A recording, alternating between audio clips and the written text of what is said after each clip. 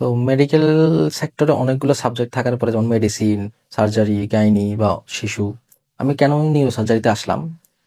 এর পিছনে হচ্ছে দুই একটা কারণ আছে। যে এক নম্বর হচ্ছে যে আমি তো ওই যে যখন কলেজে পড়তাম বাবা মারা গেছে। তো বাবার যখন অপারেশন প্রয়োজন ছিল তখন তো আমরা করতে পারি নাই, বা আমরা তখন সিদ্ধান্ত নিতে পারি নাই। যখন আমরা করার জন্য সিদ্ধান্ত নেই তখন হচ্ছে করার জন্য বাবা ফিট ছিলেন না। তো এই জিনিসটা আমার মাথায় গেঁথেছিল যে আসলে তখন তো আর সার্জারি কি বা অন্য সাবজেক্ট কি বুঝি না।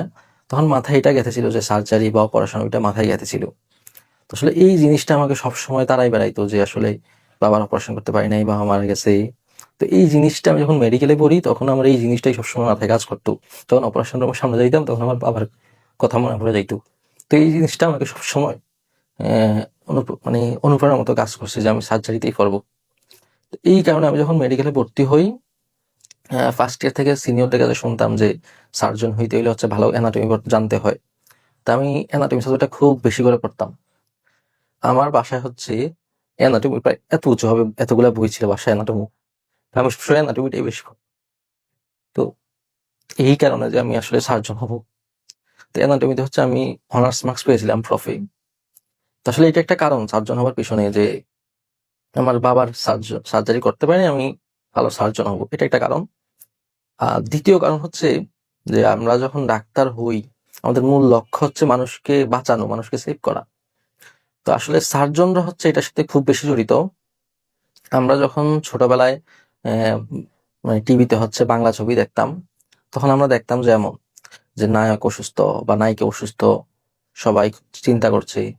এই মুহূর্তে একজন ডাক্তার হচ্ছে অপারেশন থিয়েটারে প্রবেশ করছে এবং একটু পরে বের হচ্ছে যে অপারেশন সাকসেসফুল। তখন সবার মাঝে একটা আনন্দ কাজ করে। এই যে একটা জীবনের আনন্দময় মুহূর্ত তৈরি করা, মানুষকে একটা আনন্দময় মুহূর্ত উপহার দেওয়া, এই মোমেন্টামটা হচ্ছে আমাকে সার্জারির প্রতি বেশি আগ্রহী করে তুলছে। যে আসলে আমি মানুষকে এরকম কিছু মোমেন্টাম উপহার দিতে চাই, যে কিছু মানুষের হয়তো বাবা অসুস্থ, মা অসুস্থ, তার জীবনে একটা গুরুত্বপূর্ণ মোমেন্ট, হয়তো একটা অপারেশন তার বাবাকে বাঁচা দিতে পারে, তার মাকে বাঁচা দিতে পারে। ওই মুহূর্তটাকে আমি হচ্ছে সাক্ষী হতে চাই, ওই মুহূর্তটাকে আমি ক্রিয়েট করতে চাই। অন্তত বেঁচে থেকে একটা সময় আমার কাছে মনে হয় যে আমি জীবনে এমন কিছু মোমেন্টাম ক্রিয়েট করতে পারছি যেটার জন্য আমি আসলে আমার জীবনটা সার্থক।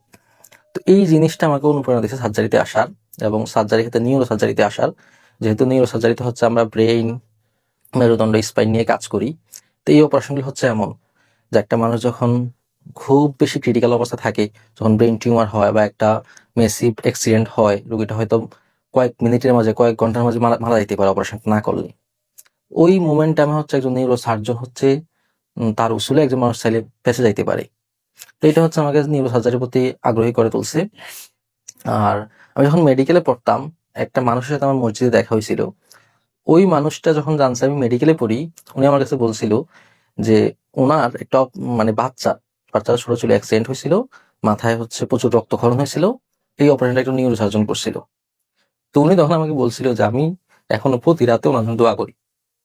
তো এই জিনিসটা আমাকে আসলে বেশি অনুপ্রেরণা দিচ্ছে যে আমি আসলে সার্জন হব, এরকম কিছু মানুষকে হচ্ছে সেভ করবো যারা তার আজীবন আমার জন্য দোয়া করবে। তো এই কারণ হচ্ছে আমি নিউরো সার্জারিতে আসা।